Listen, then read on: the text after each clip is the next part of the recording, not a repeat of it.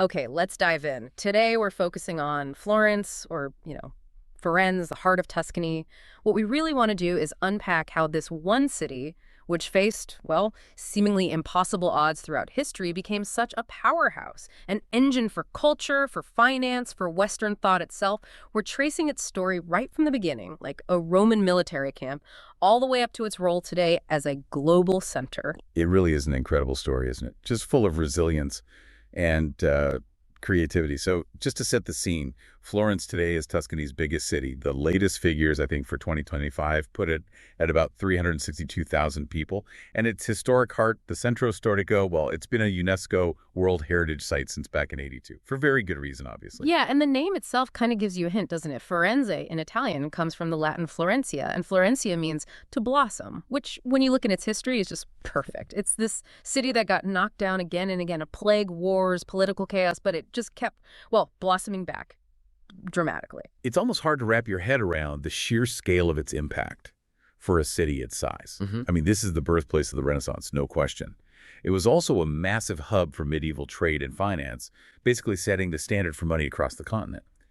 And a lot of people forget this. It even had a stint as the capital of the Kingdom of Italy from 1865 to 1871. Just a brief period, but still. Okay, so if we peel back all the layers, the art, the banking giants, the Medici, what were the actual roots? Where did this blossoming begin? It started really small and very practical, very military. The Romans founded it way back in 59 BC. It was basically a planned settlement for their veteran soldiers. It wasn't like a town that grew organically. Nope, it was laid out like a classic Roman army camp, a castrum, the grid pattern. And crucially, its location was key right from the start. It sat right on the Via Cassia. The main road connecting Rome to the north, right? Exactly. So strategic for trade and movement from day one. Yeah. But that early advantage, well, it almost vanished completely during the early Middle Ages. Yeah, I saw that. Things got really bad for a while there, like near total collapse. Oh, absolutely devastating. You had the wars between the Ostrogoths and the Byzantines, constant upheaval. It got so bad that the population apparently plummeted to maybe only 1,000 people. Think about that. Just 1,000 people rattling around, basically a ghost town. Florence really only started its comeback when things settled down politically, first under the Lombards, then the Carolingians around the 8th century. That stability allowed people to return, rebuild, and that Florentine industriousness started kicking in again. And once trade picked up, Florence didn't just rejoin the European economy. It seems like it fundamentally changed the rules of the game. This is where we get into that Florentine knack for innovation, yeah. Precisely.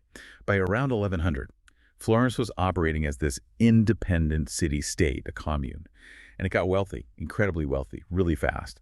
The key thing is they weren't just trading wool or goods. They were innovating in how business itself was done. Trading money, yes, but also developing systems built on trust.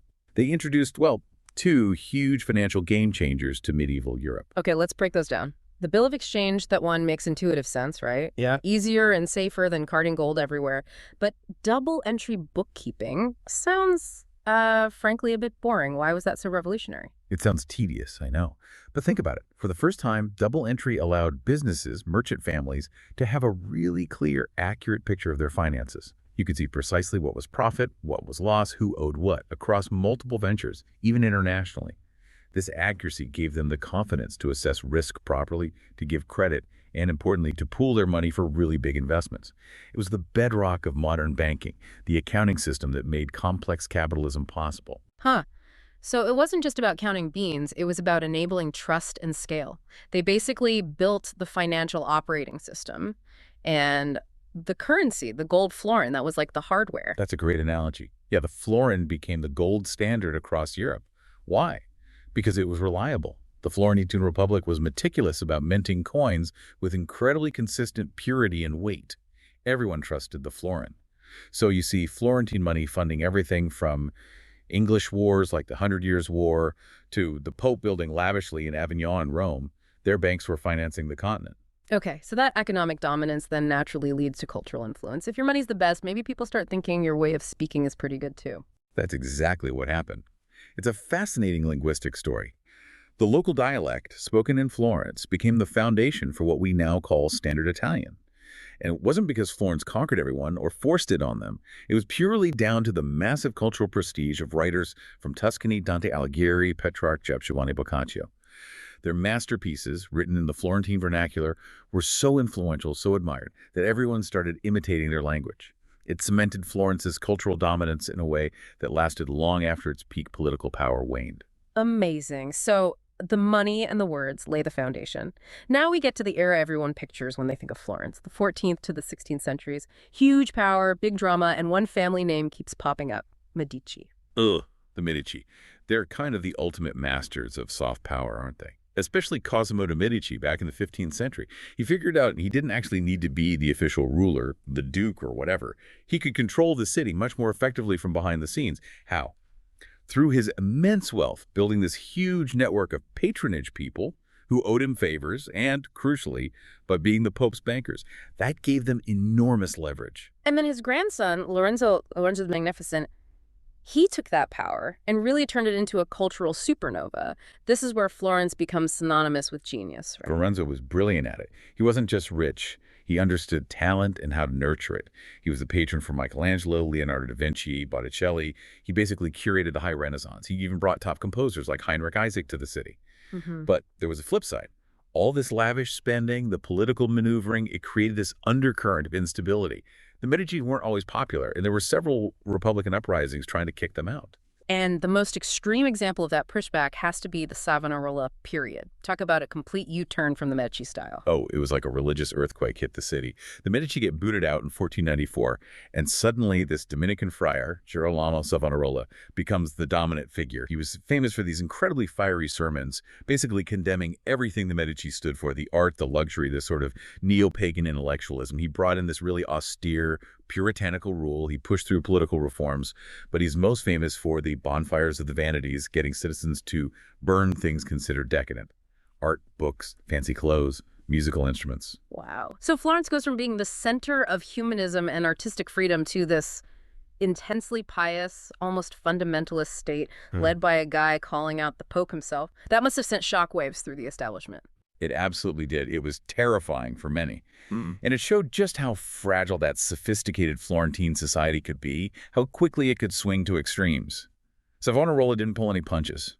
He publicly accused Pope Alexander VI, who was, let's be honest, notoriously corrupt, of serious wrongdoing. That was probably his biggest mistake politically. Sealed his fate, basically. Pretty much. The political winds shifted, his enemies regrouped, and the Pope wasn't going to stand for it. In 1498, the city authorities turned against him. He was arrested, condemned as a heretic, then hanged, and his body burned right there in the Piazza della Signoria. A really brutal end. And that whole episode left a deep mark. And it's right out of that chaos, that sort of stark lesson in power politics, that we get Machiavelli right. His book, The Prince, feels like a direct reaction to seeing things like Savonarola's rise and fall. It's exactly. Niccolò Machiavelli was a Florentine official working for the Republic during that turbulent time after Savonarola, but before the Medici came back again. He saw firsthand how power really worked, how rulers gained it, kept it, lost it. The Prince is basically him distilling those often brutal lessons into a practical handbook, how to rule effectively, sometimes setting aside conventional morality to maintain stability and control. It's pure political realism, born from Florentine chaos. And interestingly, even when the Medici did come back to power, they later commissioned Machiavelli to write the Florentine histories. Shows how valuable his intellect was considered, even by those he might have implicitly criticized. So the Medici kept getting kicked out, but they always seemed to find a way back in, eventually making their rule permanent. They were persistent, and they were very good at leveraging outside help. They often got support from Spanish forces or the papacy itself, and it certainly didn't hurt that two Medici family members actually became popes. Giovanni became Leo X, and Giulio became Clement VII. That's serious influence. So after all those decades of fighting to be a republic, Florence finally gives in. In 1531, it officially becomes a monarchy, the Grand Duchy of Tuscany, ruled by the Medici. And that dynasty lasted for over 2 centuries, until the last Medici ruler died without an heir in 1737. The roller coaster finally stopped. Okay, let's shift focus slightly to what is probably Florence's most enduring legacy globally, being the cradle of the Renaissance, La Culla del Rinascimento. What really defined this artistic explosion, beyond just having talented painters around? Well, the High Renaissance, which really hits its stride around 1500 to, say, 1527, was more than just pretty pictures. It represented a fundamental shift in thinking. It was about embracing classical ideals, Greek and Roman models, but also focusing intensely on naturalism, on depicting real human emotion, on making art more rational, more individualistic. It was a deliberate move away from the more stylized, often anonymous, formulaic art of the Middle Ages. It was a profound belief in human capability and potential. You see that not just in painting and sculpture, but maybe most dramatically in architecture. Right. And the ultimate symbol of that has to be the Duomo, that massive dome. It's breathtaking. But the story of how it got built tells you so much about that Florentine spirit of ingenuity, doesn't it? Oh, absolutely. The dome of Florence Cathedral, Santa Maria del Fiore, designed and built by Filippo Brunelleschi, it's like the ultimate hold my beer moment in architectural history. You see, they started building the cathedral way back in the 13th century. They designed this enormous octagonal space for the dome, knowing full well they had absolutely no idea how to actually roof it. The technology didn't exist. They literally built the base and the walls, just trusting that future generations, future Florentine genius would figure it out. That's incredible confidence, or maybe madness. So how did Brunelleschi actually solve it? Why wasn't it just a matter of building really big scaffolding like they normally would? The scale was just too immense. The dome is still the largest brick dome ever constructed. Traditional wooden scaffolding, called centering, would have required a forest's worth of timber, and even then, it likely couldn't have supported the sheer weight of the masonry as it went up. It would have collapsed under its own weight. So Brunelleschi had to invent completely new techniques. He designed a double-shelled dome, an inner shell, and an outer one to reduce weight. He created specialized hoisting machines to lift massive sandstone beams. And crucially, he figured out a way to lay the bricks in a self-supporting herringbone pattern. This meant each ring of bricks locked the previous one in place, allowing the dome to hold itself up as it grew taller, without needing that massive internal support structure.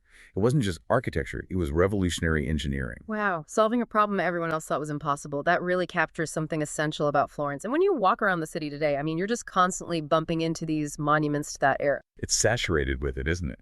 You've got the Uffizi Gallery, which started as the Medici family's private collection and is now, one of the top 10 most visited art museums on the planet. Yeah. Packed with masterpieces. And the Ponte Vecchio, that bridge lined with shops, is so iconic. Yeah, and an amazing story of survival, too. It was the only bridge across the Arno in Florence that the retreating German army didn't blow up in World War II. Apparently, even they recognized its unique historical value. And it's got the Vasari corridor running over the top of the shops, that private walkway connecting the Uffizi to the PT Palace. And then, of course, you have Michelangelo's David. The original is safe inside the Galleria dell'Accademia now, though there's a great replica standing out in the Piazza della Signoria where it used to be. So with all this incredible history, this priceless heritage, what actually powers Florence's economy today? Tourism must be absolutely massive. Oh, it's number one. Easily the most important industry. Back in 2015, the revenue was estimated at over 2.5 billion euros. That's huge. But Florence isn't just a museum city. It's managed to maintain a diverse economy, too. It's still considered one of the world's top fashion capitals, I think ranked in the top 15 globally. You've got major luxury brands headquartered there, like Salvatore Ferragamo and Gucci, and it's still a center for high-quality manufacturing. Furniture, leather goods, rubber products, and let's not forget food and wine. The Chianti region is right on its doorstep. That creates a real tension, though, doesn't it? Being the cradle of the Renaissance is amazing, but how do you cope when literally millions of people want to come and rock that cradle every year? That is the challenge for historic cities like Florence, Venice, Rome. Managing success. Especially from April through October, the peak season, tourists can actually outnumber the local residents in the city center. That leads to serious overcrowding, strain on infrastructure, and sometimes, sadly, a lack of respect for the very heritage people have come to see. Right, and this is where you see the city trying to innovate again, but in a very modern, almost defensive way, echoes of that old Florentine problem-solving. Exactly. You see city officials like the mayor Dario Nardella trying different tactics. Some have been a bit controversial, or at least got a lot of press, like spraying water on the steps of historic churches to stop tourists from sitting down and eating their packed lunches there. But perhaps more significantly, you see things like the city council rejecting McDonald's application to open a restaurant right in the Piazza del Duomo, the main cathedral square. That was a clear statement. Preserving the historic character and promoting traditional food culture sometimes has to trump pure commercial interests. It's about resisting that kind of global homogenization to keep Florence, well, Florence. It's just an incredible arc when you step back and look at it. From that basic Roman camp through becoming this financial and artistic super innovator, surviving devastating events like the Black Death. I mean, the plague in 1348 wiped out more than half the population. That's the context for Boccaccio writing the Decameron, people telling stories while hiding from the plague, and then navigating centuries of political backstabbing and warfare. And yet, through all of that, they hold on to these really unique, sometimes quite fierce, local traditions. They still play Calcio Storico Fiorentino, that incredibly violent historical form of football, almost like rugby meets street fighting right in the Piazza di Santa Croce. It's brutal, but it's pure Florentine pride. Or the Scoppio del Carro, the explosion of the cart on Easter Sunday. This massive, centuries-old cart packed with fireworks is hauled to the Duomo and set off by a mechanical dove flying down a wire from the high altar. It commemorates the First Crusade. These aren't just quaint folk customs, they're powerful public displays of a continuous identity. So, thinking about all this for you, the listener, we started with that name, Florentia, to blossom. And we know the climate there, sort of humid, subtropical, tending towards Mediterranean, allows for growth almost year-round. When you consider everything Florence has endured, catastrophic floods like the big one in 1966, wars, pandemics, constant political turmoil, what's the core lesson here? Is there something in that Florentine spirit, maybe captured in that original name, that allows it to just keep reblossoming and punching above its weight on the world stage? That's the provocative question, isn't it? I think if you connect all the dots, the lesson goes beyond just they had great artists. It's about a deep-seated culture of systemic innovation, whether it's Brunelleschi inventing engineering solutions on the fly because the old ways wouldn't work for his dome, or the early merchants inventing double-entry bookkeeping and a reliable currency to make large-scale trade feasible.